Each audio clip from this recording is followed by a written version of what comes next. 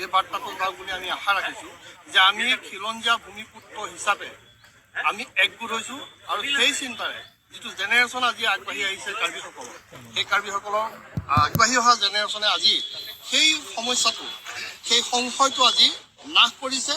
আৰু ইয়াৰ ক্ষেত্ৰৰ পৰাই আমি এই কাৰ্বিসকল আজি কাৰ্বি বুলি আমি নাৰাখি, আমি অসমীয়া ভাষিক বুলি নাৰাখি, একেটা মুঠতে আমি অসমৰ খিলঞ্জীয়া ভূমিপুত্ৰ আৰু আমি সকলোৱে একেটা সমস্যাত ভুগি আছোঁ।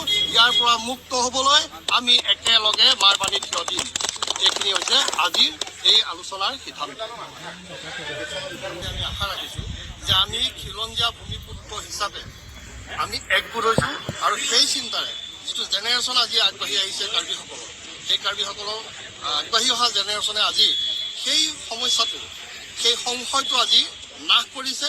আৰু ইয়াৰ ক্ষেত্ৰৰ পৰাই আমি এই কাৰ্বিসকল আজি কাৰ্বি বুলি আমি নাৰাখি, আমি অসমীয়া ভাষিক বুলি নাৰাখি, একেটা মুঠতে আমি অসমৰ খিলঞ্জীয়া ভূমিপুত্ৰ আৰু আমি সকলোৱে একেটা সমস্যাত ভুগি আছোঁ।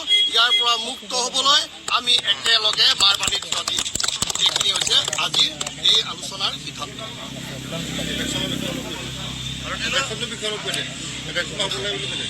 আৰু শেহতীয়াকৈ যিটো উচ্ছেদ চলোৱাৰ কাৰণে অসম চৰকাৰে কাৰ্বি আংলং স্বায়ত্তশাসিত পৰিষদে সিদ্ধান্ত লৈছে, এই ক্ষেত্ৰত আমি খিলঞ্জীয়া হিচাপে কেৱল ই কাৰ্বিসকলৰ সুৰক্ষিতৰ কাৰণে নহয়, অসমৰ খিলঞ্জীয়া ভূমিপুত্ৰসকলৰ সুৰক্ষিতৰ বাবে উচ্ছেদ কাৰ্যৰ সিদ্ধান্তটো মুঠতে সম্পূৰ্ণ কৰিব লাগিব। ইয়াক ভেকু ভাওনা কৰিব নোৱাৰিব।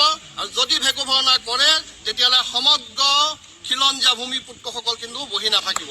এয়ে হ'ল আমাৰ স্পষ্ট, আমাৰ সদৌ কাৰ্বি আংলং যুৱ ছাত্ৰ পৰিষদৰ অসমীয়া ভাষিক হিচাপে আমি কৈছোঁ। কিন্তু আজিৰ পৰা সেই অসমীয়া যুৱ ভাষিক পৰিষদৰ এজন নেতা হিচাপে আমি ক'বলৈ নিবিচাৰোঁ। আমি সকলোৱে নেতা আৰু আমি খিলঞ্জীয়া হিচাপে আমি আগবাঢ়ি যাম। এয়া আমাৰ এক হৈ পেলাই মাত মাতিব কিন্তু আগৰে পৰা আমাৰ এটা ইচ্ছা এটা আছিলে, এটা কামনা এটা আছিলে। কিন্তু সেই কামনাখিনি আজি পূৰণ হৈছে বা সফল হৈছে সেইটো আমি দেখিছোঁ। এতিয়া কাৰ্বি আংলঙত ভূমিক লৈ পেলাই যিটো আন্দোলন চলি আছে, দীৰ্ঘদিনে যিটো আন্দোলন চলি আছে, যিটো জ্বলি পৰিছে কাৰ্বি আংলং, সেই গোটেইটো সমস্যাটো লৈ পেলাই যে আজি অসমীয়া ভাষী বা অসমীয়া বা খিলঞ্জীয়াৰ মাজত আমি কেতিয়াও একেলগে বহি পেলাই কেতিয়াও আমি আলোচনা কৰা নাছিলোঁ।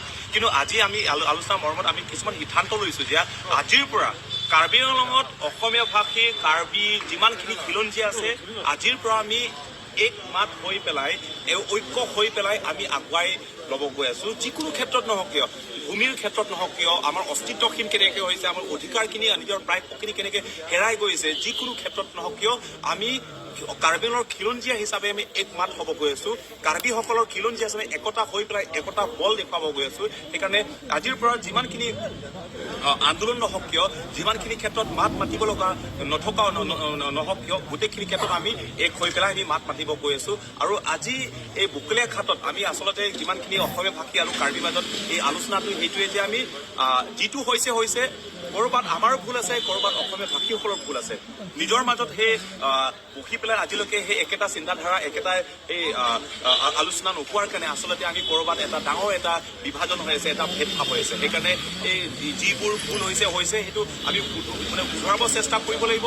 আৰু এই শুধৰাব চেষ্টা কৰাত আমি গোটেইখিনি আমি মনোভাৱখিনি আজি গোটেইখিনি এটা দুৱাৰখিনি খোলা হৈছে বা মনো গোটেইখিনি এটা হালকা হোৱা বুলি আমি দেখিছোঁ এই গোটেইখিনি ক্ষেত্ৰত। আৰু আগন্তুক দিনত আমি একেদৰে ঐক্য হৈ পেলাই, একত্ৰিত হৈ পেলাই আগুৱাই লৈ যাম, মাত মাতিম। উচ্ছেদৰ কথা নহওক কিয়, অৰ্থনৈতিক বা ৰাজনৈতিক বা সামাজিক ক্ষেত্ৰত নহওক কিয়, যিকোনো ক্ষেত্ৰত নহওক কিয়, আমি এক হৈ পেলাই মাত মাতিব পাৰিছোঁ। সেইটো 51 চনৰ পিছত অহা যিসকল ভূমিপুত্ৰ বা অসমীয়া ভূমিপুত্ৰ, তেওঁলোকৰ কাৰণে কিবা চন নিৰ্ধাৰণ কৰিছে নেকি? নাই, আচলতে অসমীয়া ভাষীসকলৰ কাৰণে আমি সেইটো যে অসমীয়া ভাষী মানে কাৰ্বি আংলঙৰ ভূমিপুত্ৰ, এইটো বিশেষকৈ অনা অসমীয়া বহিৰাগত লোকসকল যিসকল আছে, এওঁলোকৰ কথা আমি ক'ব নাযাওঁ। কিন্তু অসমীয়া ভাষী যিসকল আছে, অসমীয়া ভাষী মানে কাৰ্বি আংলঙৰ ভূমিপুত্ৰ, তাত কোনো এটা চনৰ নিৰ্ধাৰণ কথা তাত নাহে। অসমীয়া ভাষীসকলৰে যি অধিকাৰ প্ৰাপ্য কাৰ্বিসকলে পাব, সেই একেটা অধিকাৰ একেটা প্ৰাপ্য অসমীয়া ভাষীসকলে পাব। সেইটো আমাৰ কাৰ্বি সমাজৰ এই এটা ধাৰণা, সেই এটা চিন্তাধাৰা, সেইটো আৰু ইয়াত মানে ইমানখিনি সেইখিনিয়ে দিওঁ।